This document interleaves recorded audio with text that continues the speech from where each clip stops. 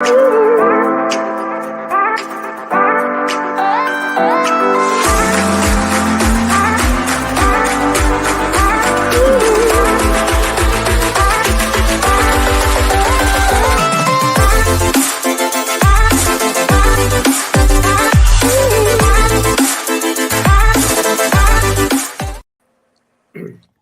evening, Burbies, and welcome to another exciting edition of Alliance on the Move. We are so excited to be in your homes this evening to be talking with you. I know everybody had a lovely Easter vacation. Wasn't it good?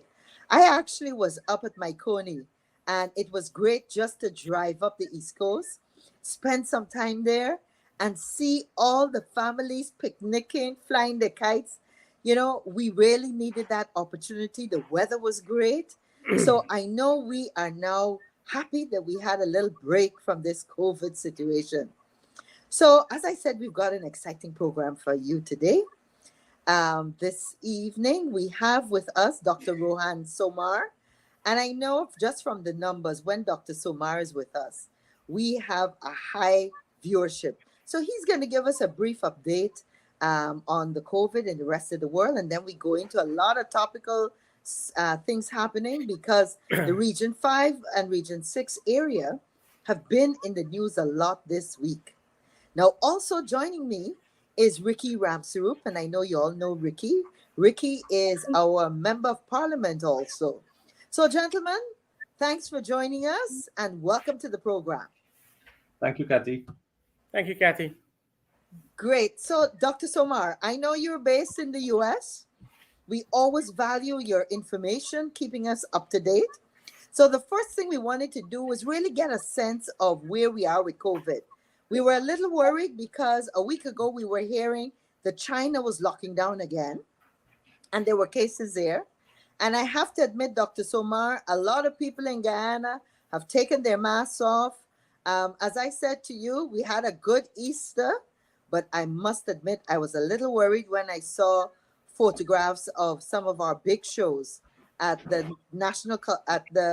stadium and also at National Park.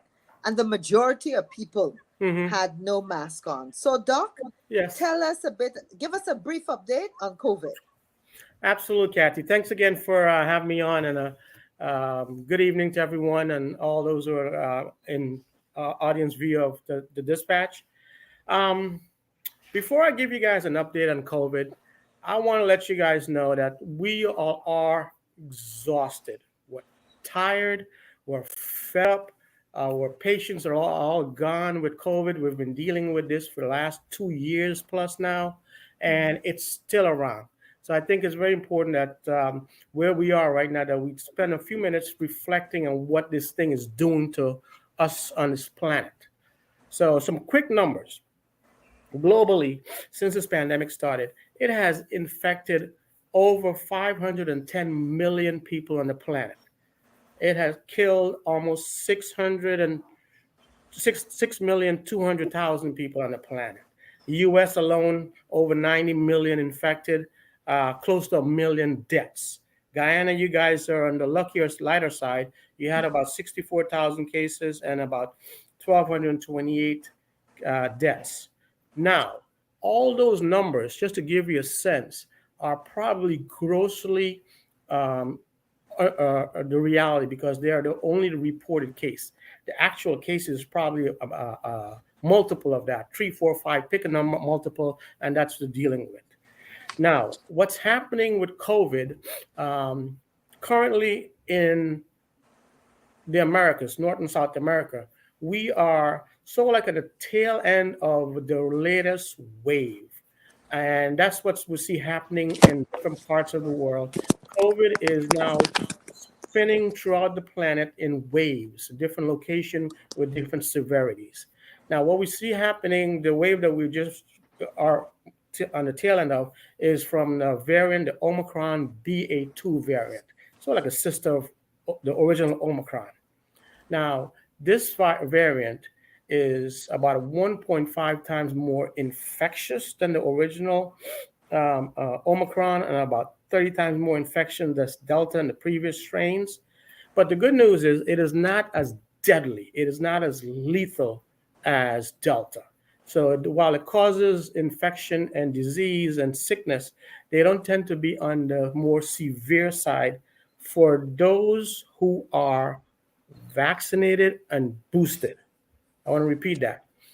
The infection is more, the virus, this strain is more infectious, but will tend to have milder disease, mostly a runny nose, a sore throat, itchy eyes, and myalgias, aches, and so on, if you're vaccinated and boosted.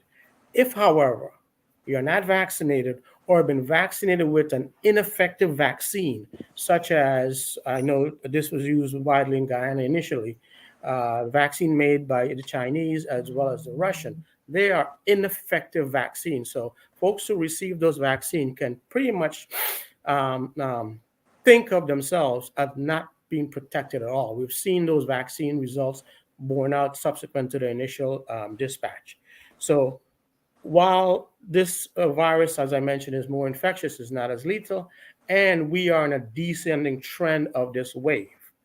Now, we're in a good place currently, but what we need to be aware of is what's happening in different parts of the planet right now as we speak. Kathy had mentioned China. China is almost like ground zero with their wave now. And as a result, several major cities, Shanghai, Xinjiang, and a whole host of other cities, actually massive total lockdown. You're talking millions of people, for example, that's on forced lockdown with very strict um, um, um, um, um, guidelines, wherein their doors are locked from outside, their compounds are locked, food are delivered intermittently by to a local station, and folks by different apartments take turn going to just get their food and back in. Some of their windows are even locked, so that's a hard lockdown, if you will. And one of the reasons why they are getting their massive wave now was their population was vaccinated with the Chinese vaccine primarily, and we know that didn't work. So essentially, the virus is plowing through that population as a de novo virus, if you will. And now, what we worry about that is while they're going through their phase, um, when we learn that when we give this virus enough time and space to infect a local population, it will mutate. And we're concerned that the mutation to come out of this Chinese experience um, likely will be a new virus, need to be treated as a new virus, if you will.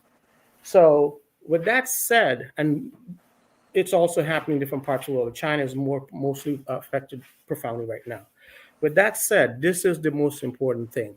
Now that we have some breathing room, if you will, our infection rate in North and South America is on the lower end, and the wave is dwindling down. I think this is a perfect opportunity for us, yes, to take a sigh of relief that we're in a better place, but do not let your guards down. Take this time to get yourself properly vaccinated to prepare yourself for the next wave. Because as these wave comes, they come with different degree of infectivity and lethality. In Guyana, what I know from the vaccines that's been used in the population, you had the Chinese vaccines, you had the Russian vaccine, you had vaccines from AstraZeneca, to some extent J&J, if you will. The AstraZeneca and J&J, while they were effective initially against the initial strains, they're not effective against Omicron. So I'm sure that the government and the Minister of Health, who I had conversation with recently, are really thinking about a strategy of where to really vaccinate the population with safe and effective vaccine. And pretty much you're down to about 2 vaccines right now. The mRNA vaccine by Pfizer and Moderna. Yes, they may be on the expensive side, but given where you are in Guyana, I think it's money well spent for the government to invest in getting effective and safe vaccines for the population. Thank you, Doc. So, yeah, Kathy, any questions? Any questions? yeah, I know that you made the point about quite a few Guyanese did get the Chinese and the Russian. And I know you've suggested that the efficacy is not as strong. So what I wanted to ask you is this where a booster can do the trick, so to speak? Meaning that if we can encourage our citizens to take a booster that is the Pfizer or the Moderna, because then that would help. Is that correct?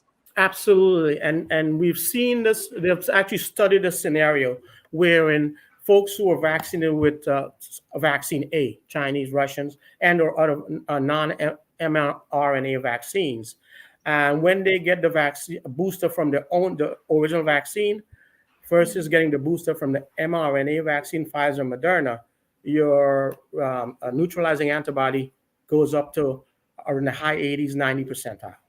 So Okay. critically important. If you got vaccinated from whatever vaccines before, suggest strongly get a mRNA booster, especially Okay. for those who have chronic medical conditions such as diabetes, hypertension, heart disease, kidney disease, lung disease, immunocompromised folks. Got to get your booster to get yourself protected. Mhm. Okay, Doc. In closing our discussion on COVID and where we are, what special tips or reminders you want to say to our listening public?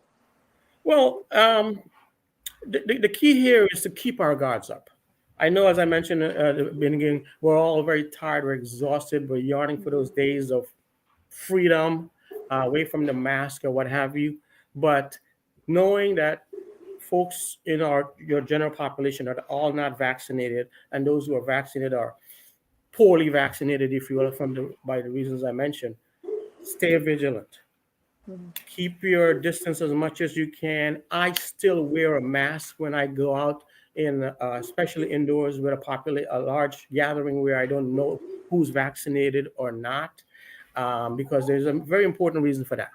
If you if you are in an environment where, let's say, 50 people, and you know all 50 people are vaccinated, it's you are among yourself safer. And here's why: if you're vaccinated and you still say get a contract exposed to the virus, the viral load that you will transmit during that initial stages is significantly lower than those who are not vaccinated. If you're unvaccinated, you get infected, the virus replicates unimpeded in your body, and you experience a high viral load. So when you don't know if someone is vaccinated in your local area community, indoors I wear a mask. Outdoors, large outdoors gathering, I keep my distance, and I actually still wear a mask. So I'm like a paranoid with masks because they work. A good fitting mask, mainly a KN95, or if you have an N95 or KN94, so I have some sample for you here. These are the N95 masks around the ears. It gives you a good fitting. That's the key important thing. A close fitting around the face and nose. And these are the KN94s. They are readily available now. Similarly, give me a second here.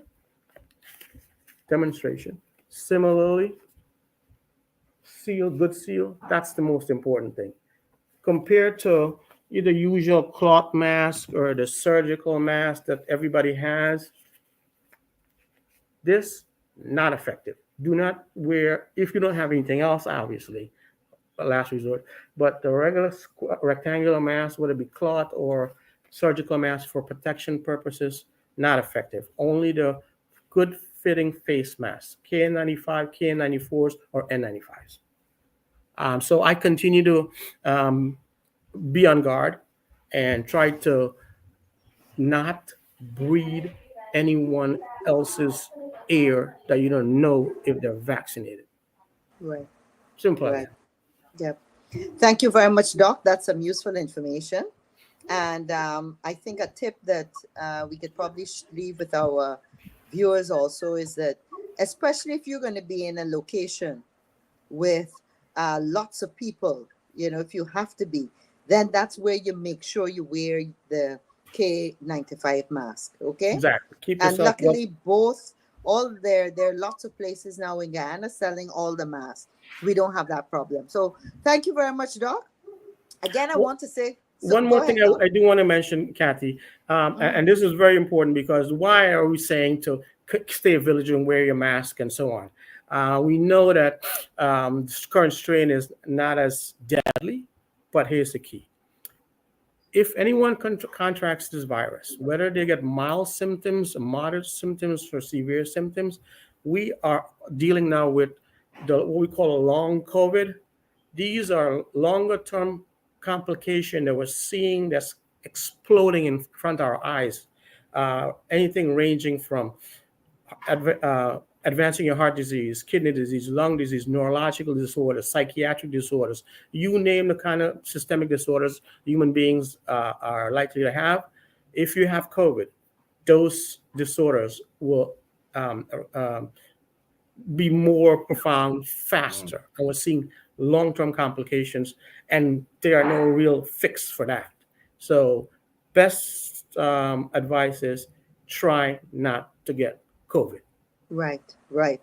Thank you, Doc. Okay. So, again, I want to welcome and thank our viewers out there tonight for joining us. I know it's a Saturday night and there's so many things you could be doing. We value your presence with us this evening. So, Not at all. one of Happy the to be here. things that I know is on, people are talking about is, of course, Gaisuko, which historically has been a key and important industry in Guyana for decades. That's an important part of our history.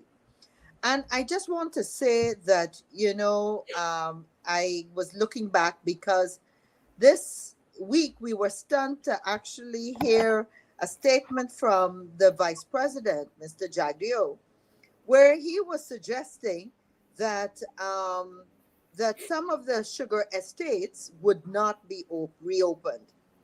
Now, this is really serious because you will remember that in the previous administration, and I say we because I was a minister in that administration, we had taken the difficult decision that we had to right size. That was the word you were using, right size Gaisuko. And that's because Gaisuko for so many years had been just going down, could not compete on the international market. And I want to say that this is not really the fault of anyone, any particular government, but what we want to say is that for more than 10, almost 15 years ago, the preferential treatment that our sugar used to get, those special prices that didn't relate to the cost of the production, we know the European Union told us 15 years ago they were going to stop it. And then, as we know, in all over the world, more and more people were going to artificial sweeteners, Mm-hmm. more from a health standpoint. And so we know that sugar has been taking a licking. The problem we had in Guyana is that not enough of us made a commitment to start to change the industry. And here we're talking 15 years ago. I always like to remind people that I know firsthand because I lived in Jamaica. In Jamaica, they started closing their industries, their estates in the early 80s. And they started retraining their sugar workers to do horticultural, expensive flowers that could be exported to Holland and all kinds of other things. So what the APNU AFC government did is that we realized that we could not sustain it, that we were throwing money into this industry that was declining. And so we started to suggest that we look at different areas. And we had a white paper. We talked about leasing lands to some former sugar workers. We talked about actually giving some lands over to them for agriculture so they would not have to pay. As you know, we had to lay off. We made sure we paid the severance and that all the termination benefit. Sometimes people forget that. And then we talked about doing all kinds of different agriculture projects, doing fishing, Mm-hmm. fish cultivation. And it is so interesting because I want to take us back to the 6th of August, 2020. We all know that in the PPP manifesto, they talked about reopening these estates. And then, of course, on August 6, 2020, the headline was the PPP government committed to reopening the sugar estates. And Minister of Agriculture Zulfikar Mustafa said these sugar estates will reopen. Rose Hall, Skeldon, Wales, and more. He actually went on to say, I'm confident that this government will bring back the sugar industry. And so the challenge that we have that we cannot accept today is all of a sudden, Mr. Jagdeo says, he drops a hint that the Skeldon factory won't be back in business. Now, how is it that you could campaign that you're going to open up these sugar estates and you don't do it now? We knew it wasn't possible, but to fool people, to lie to people, and that's why we want to discuss Gaisuko today. Because what is sad is that the indications we've seen, we're now close to, in August, in a couple of months, we'll be into 2 years. And the sugar industry and the sugar workers are in a difficult spot still. Ricky, you want to share some thoughts on this and how it's impacting on Berbice? And then I'll ask Dr. Somar also. Dr. Somar, I know you come from Bushlock. You're living in the US, but your heart is right here. So we'd like to hear your thoughts on this. Well, if I can jump in on one narrow aspect without getting into the global, the specific of Gaisuku. You are correct when you look at the demand for sugar on a global scale. That has, for the last, I would say, a decade now, been steadily decreasing for simply health reasons. Sugar, we've learned across the planet, sugar is not a good thing for the human body to consume the way we were consuming it in the past, and in all the different beverages and so on, if you will. And so the planet, or everyone, is moving towards healthier choices for food and sweeteners and what have you. And so as an industry, you're looking at decreasing demand, and I'm sure that your revenues on those per unit production is going to go down. And then when you're dealing with that situation and you have an industry, you got to look at your cost benefit ratio. Is it profitable to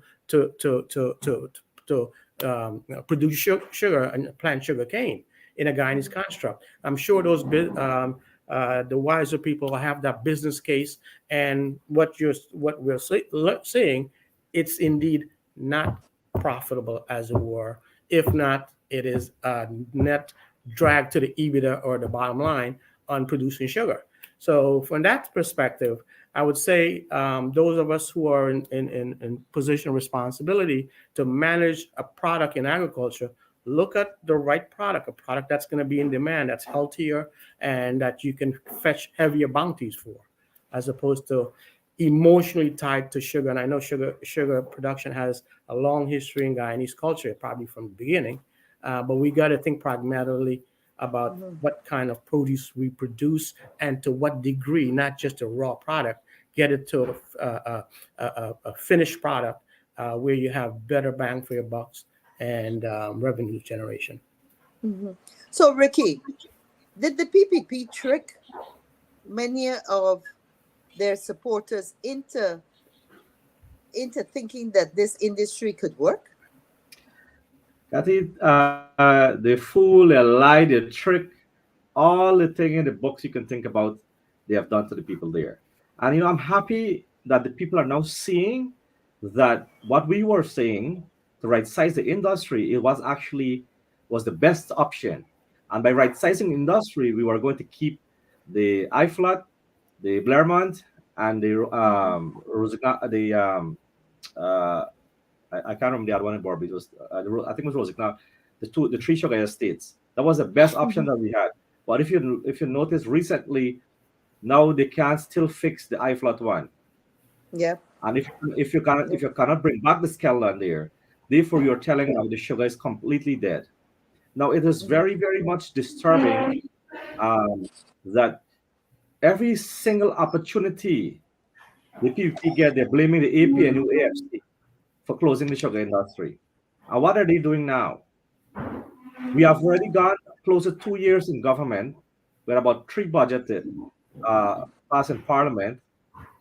They got budgeted over $10 billion already for Gaisuku, and now you're saying that you can't bring it back. You are the one who said that in your manifesto. You are the one who said that. We didn't say that. You are now bringing um, you're now saying to the people that it can't happen. You are the one who spent 200 million US dollars to the Skellin Sugar Factory, and you can't um, bring it back neither. You're now saying you're reducing a target from 50,000 to 25,000, and you keep doing it all the time. What are you telling the people in Barbados and the other across the country with other sugar estates? So definitely, Kathy, it's not. And I keep saying that I'm happy that it's coming out now in the public domain that the sugar was not profitable. And as you mentioned with the preference, what we used to get with the European Union, it's not there anymore. So you cannot produce sugar at 40 US cents per pound, and you're selling at 10 US and you were selling at Yep. 10 or 15 US cents per pound. Mhm. It's definitely not profitable. Yeah. So, and you mentioned something, Kathy, which is very interesting about the other programs. We had the 5 P's programs. I don't know if you remember, Mm-hmm. for the same sugar industry, the 5 P's: the pepper, the pumpkin, the Yep. pineapples, the passion fruit, and so on. You remember that And they program? laughed at us. They laughed at Mhm. Yeah. that program. And we have expanded this program with the in coordination with DDL. Remember the juice? Mm-hmm. Yep. Right. And then you when you were Minister of Public Telecommunication, you develop an app with the Mm-hmm. markets, the farmers app, where you can, Yep. the buyers and the sellers, what they were using. So we had a coordinating program, knowing that sugar was not the future for Guyana. You Yep. understand? We all these programs and plan was our what you call the good governance. You Yep. cannot, and all these things have feasibility studies done to them. Kat. You talk about the white paper. Even the Mm-hmm. GAU was part and parcel of the white paper development, and the new sugar was not there. Mm-hmm. And to Mm-hmm. come back and sit down so quietly, the guy who was heading then in Parliament, I don't want to talk, you know who I'm talking about. He's a member of Mm-hmm. Parliament, he's a public figure, knew that sugar was dead. Yep. Yep. And they come and they lie, they trick, they fool. I don't know what are the words to use, Kathy, and that. Yep. You're I absolutely right. think, yeah, I think what is also very disturbing, and I'm just getting my copies of the newspapers here that I made sure I had a look at.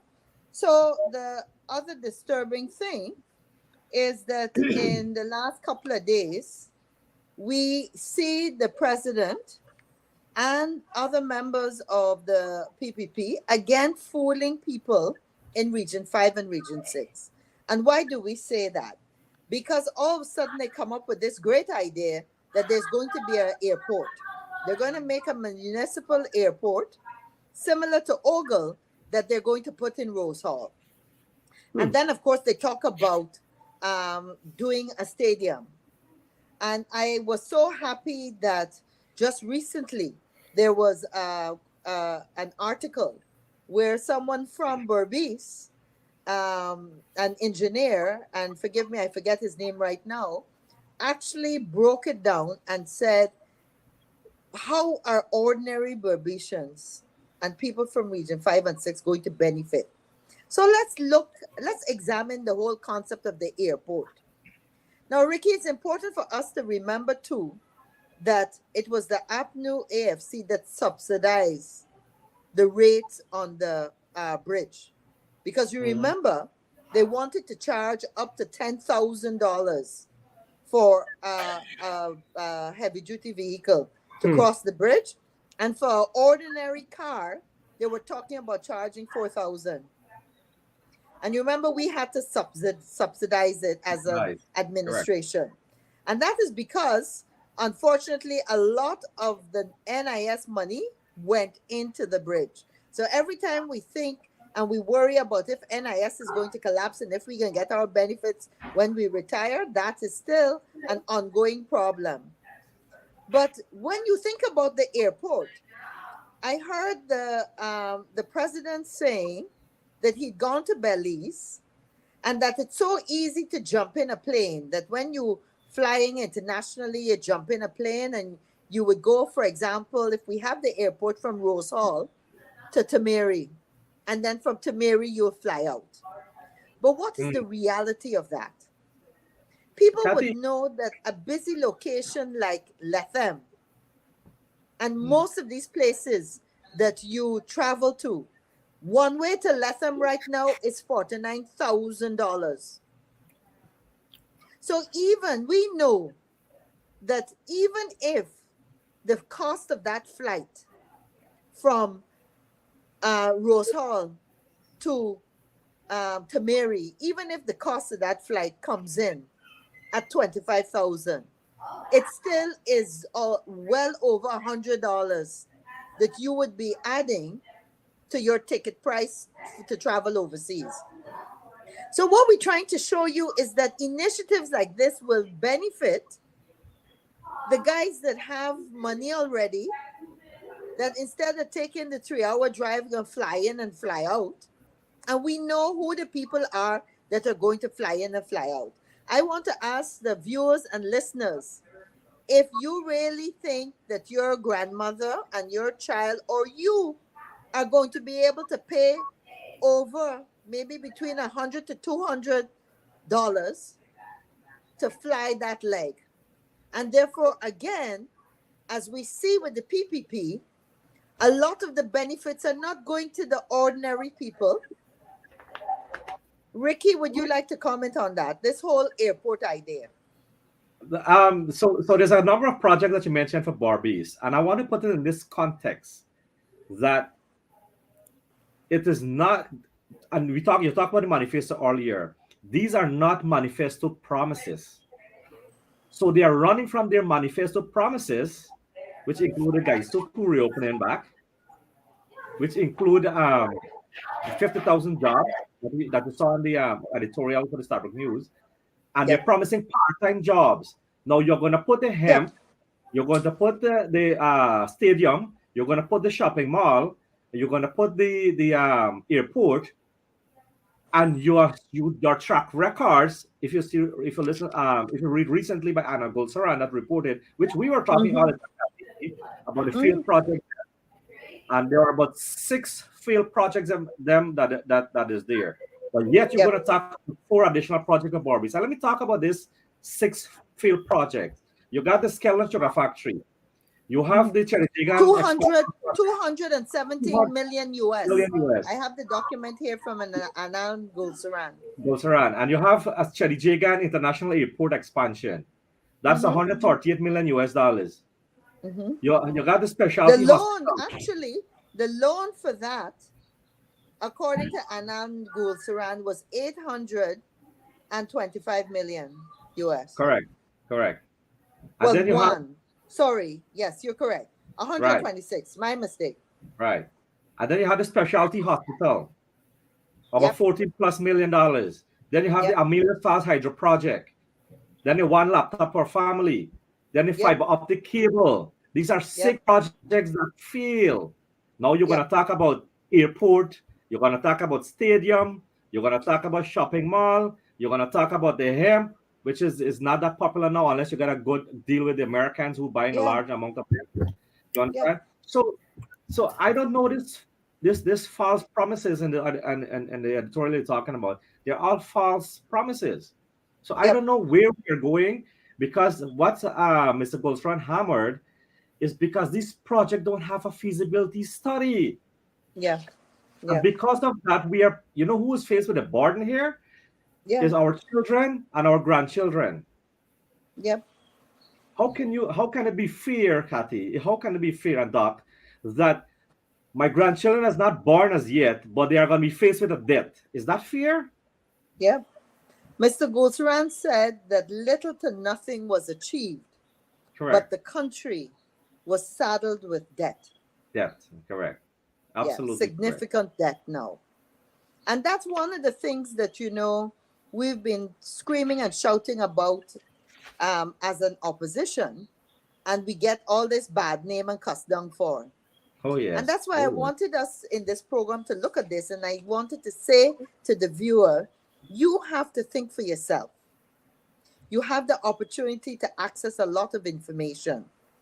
And we want you, just from what the about turn that is being done with these estates that are not going to be reopened, you have to now start taking what the PPPC says with a grain of salt.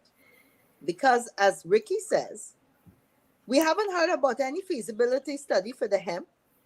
We haven't even heard about how you're going to train the people. In that case, if you mention that, tell us a bit about the training program you're going to do so the farmers in Berbice, in Region 5 and Region 6 could get training in hand. Let's hear what the other projects are going to be. Ricky, you mentioned that app that we had done. Since we have, in the last 2 years, I have not heard one They're gone. discussion about that app. They're And that gone. app was developed so that, as you know, we went to Berbice, we went to other parts of the region, and we did presentation. We did a fabulous presentation at number 47. And what we've done is set it up in such a way that we were going to train the farmers. So if a farmer, that app allowed the farmer to connect with a buyer that could be locally or overseas. So when Mia Motley says that we must be the food, the bread basket of the Caribbean, we know that. But farmers need assistance in ensuring that they have a market. And that's where that app was going to be like an Amazon, where everybody that had produce would be able to list.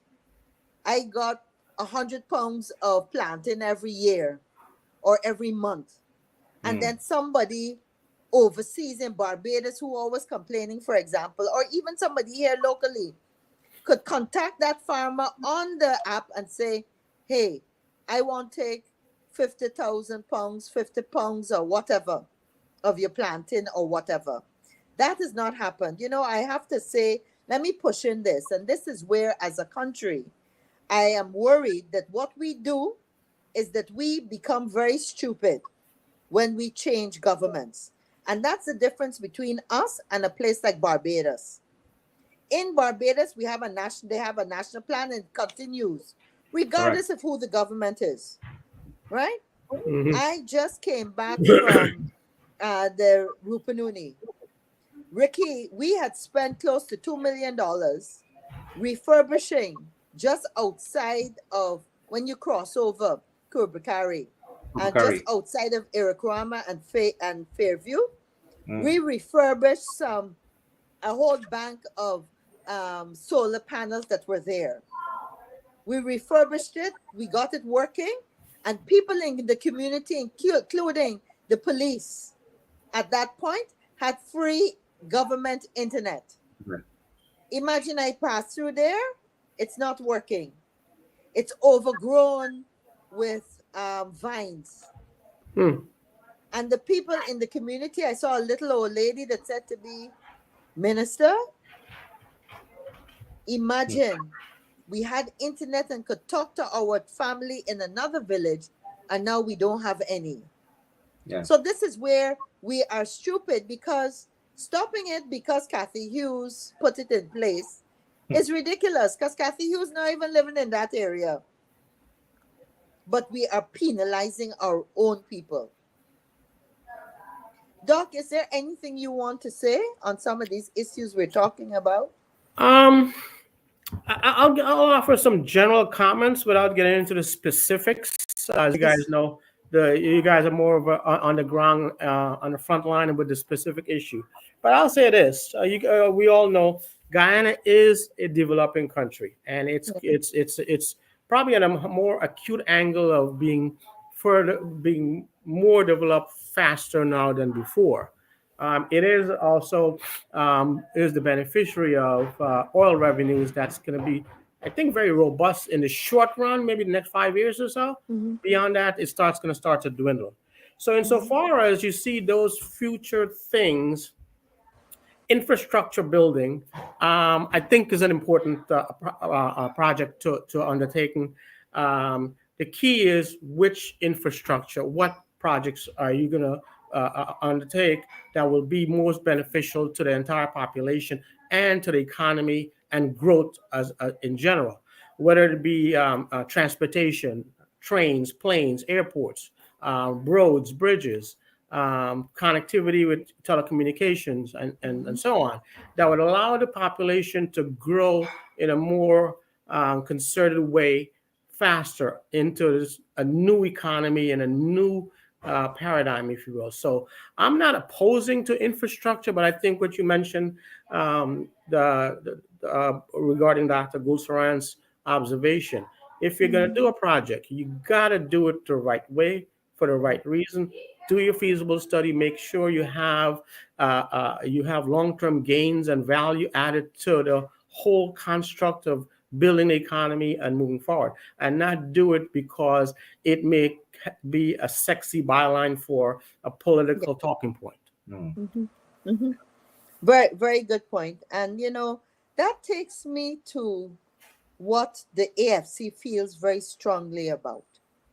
And regardless of the nonsense people say about us being consumed by APNU, I want to reassure Yeah. our citizens, our viewers out there that are listening to us, that that is far from the case. You know what happens, and I could just share my experience of being in government sometimes, and it happens in coalition politics everywhere in the world.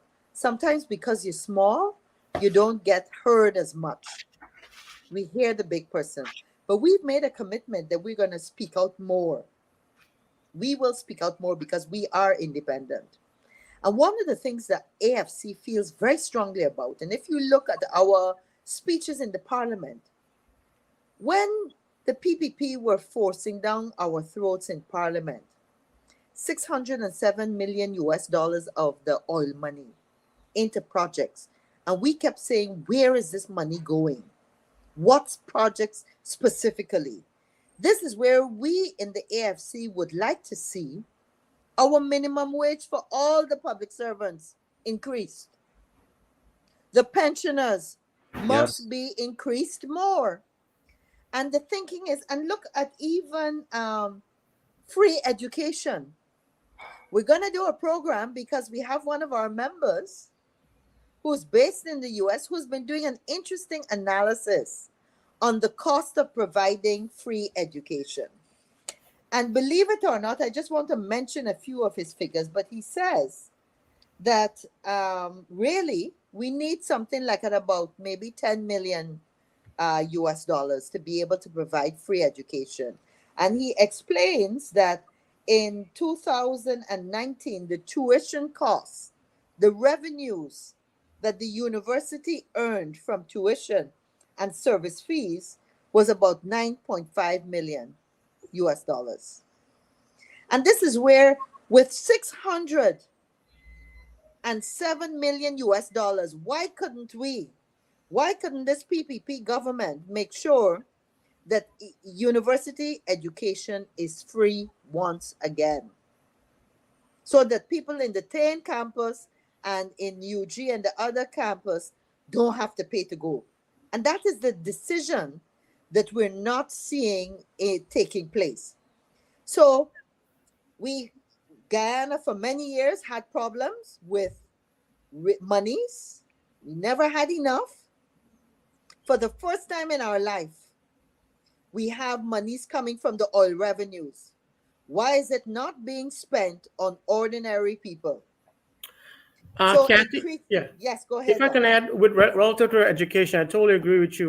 Given where we are with revenues, royalties coming in from oil, that a very wise place to spend that money, invest in your Mm-hmm. population, invest in the future of your children, not only in academic education, the university, as you mentioned, but I would strongly add we include technical schools, skills training, Yep, Hmm. because training, education, and training goes hand in hand. You can't have yep, one without the other. Literally, put you a couple years behind. So, yep. training technical schools should be, in my view, equally emphasis placed on showing that service line up as academia. Mm-hmm. We Yeah. in the AFC, we in the AFC have been advocating that the Mhm. toll on the Berbice Bridge be reduced. The president is going to talk about the transformation of the region and all the up and down and traffic that's going to be coming there, what are you doing for the people of Berbice? We provided the subsidy. You can do better now. Exactly. You can And do better. You can Kathy, reduce it. and Reduce the cost even more. Yes, Ricky. yeah, no, and you nail it there because, we take it to a level, and you says consistent government, they should take it further. We have Exactly. reduced the VAT from 16% to 14%. Why don't Yep. you take it to 10%? Because when Ex- you were in government, they were in government, they put it to 16%. And when they do yep. the analysis, in 6 months, they made the target that they want to make, and it still remains 16% VAT on the people of this country. And you're talking Yep. about removing the little petty VAT on water, electricity bill, and so on. That is minimal. The only person that benefited in those reduction from those taxes that they remove Mhm. is the private sector. Yep. Check Yep. it. Mhm. The average So household in Guyana would pay about $2,000 to $1,500 a month water bill. Put 40% of that and see how much money would that come up to. About $200. yep. $200. They review and they're boasting about it. Yep.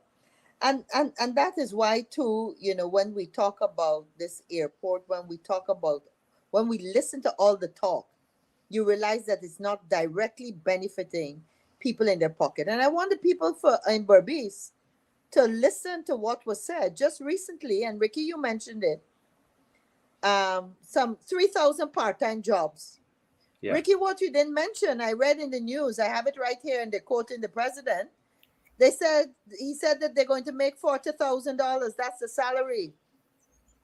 With the increases we have had in all the different costs, gas, food prices, flour, oil, everything. We really still want to pay people $40,000 a month when there have been enough independent surveys that show the minimum wage should be 100,000 a month. But we haven't seen anything with like that.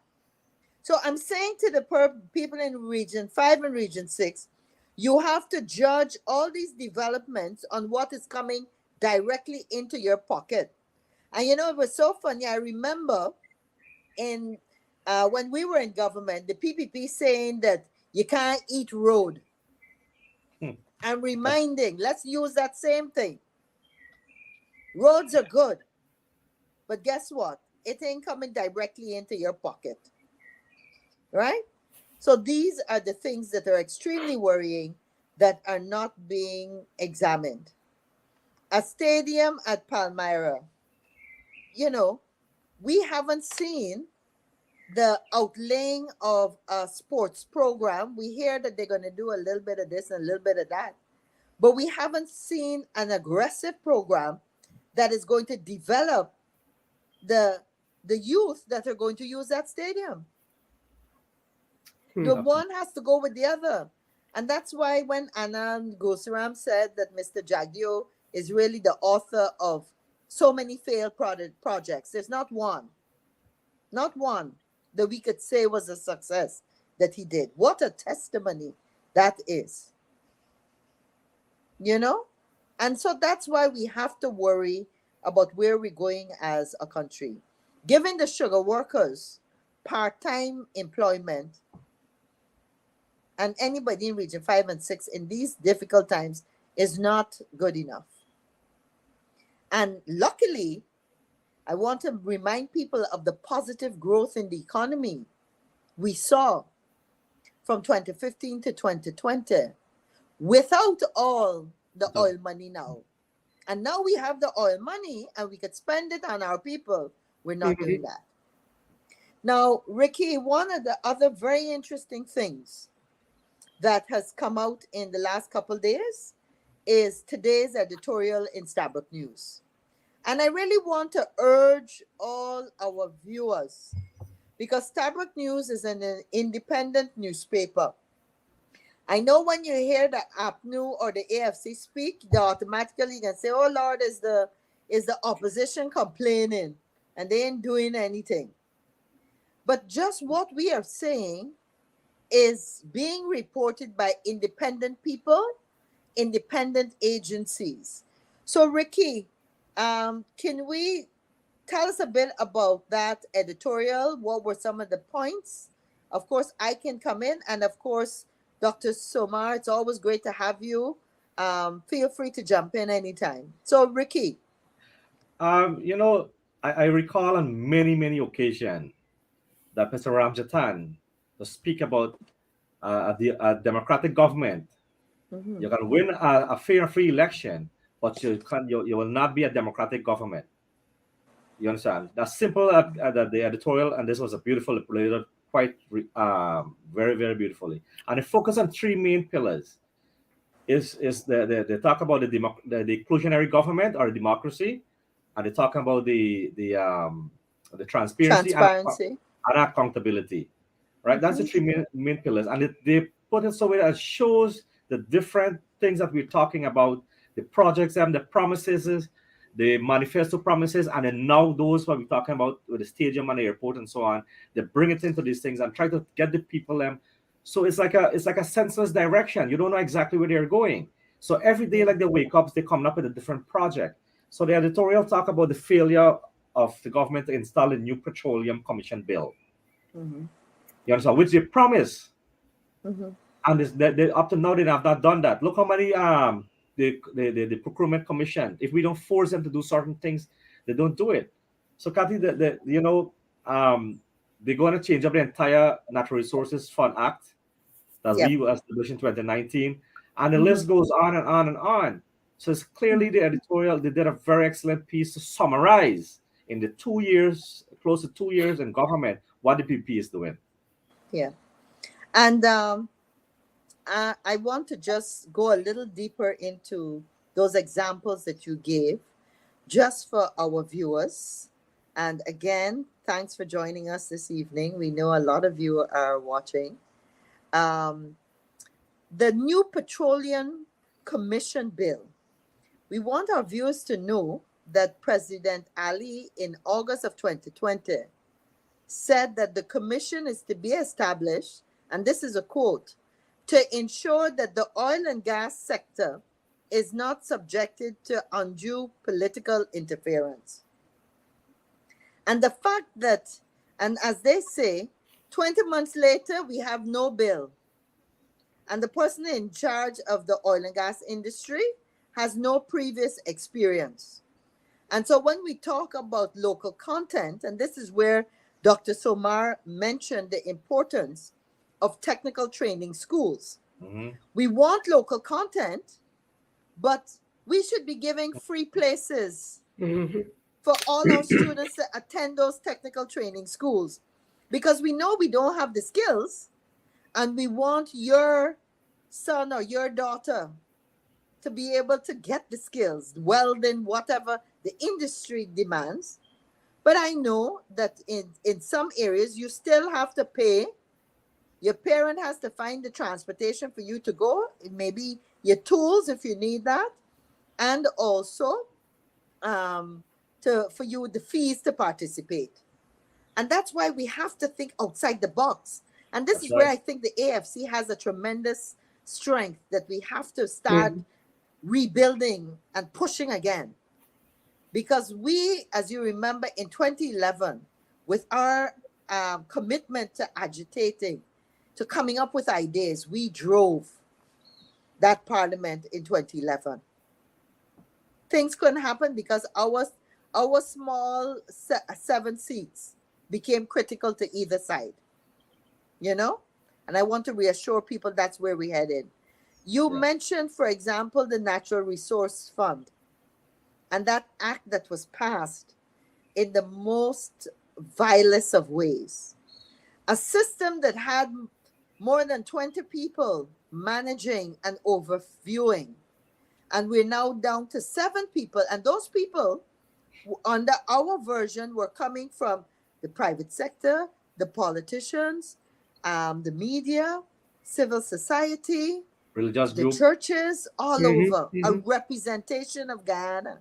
And now we have something where the PPPC government is controlling everything.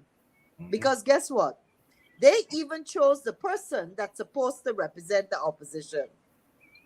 Now, if you say you're going to have a representative that comes from the opposition, and this relates to the state boards, which relates to the transparency and the accountability issue, it is clear that they have things that they're going to continue to do, and they don't want people to be able to see it.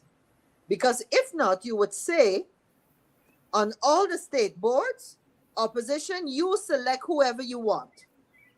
And we would have our representatives on the state boards. That doesn't happen right now.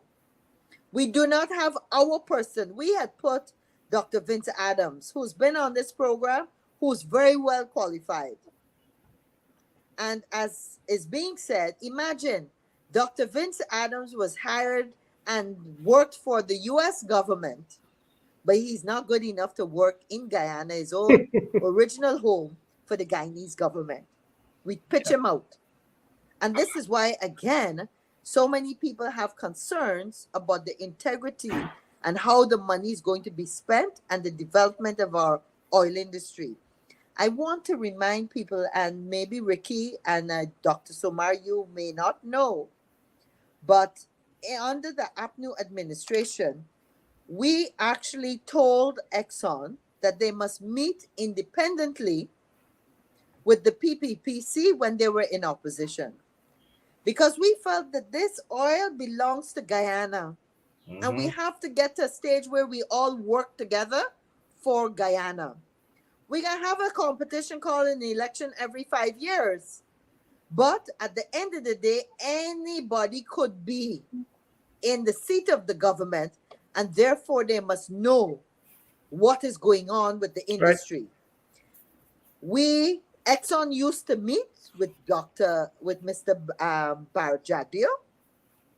Not once have they reciprocated and said, as government today, to Exxon, make sure you speak with the opposition. Invite them and let them see your plans, what you're doing. And that's why we know for sure that they're not supporters of transparency and the Inclusion. accountability aspect. The Public Procurement Commission, Ricky, again, you mentioned that.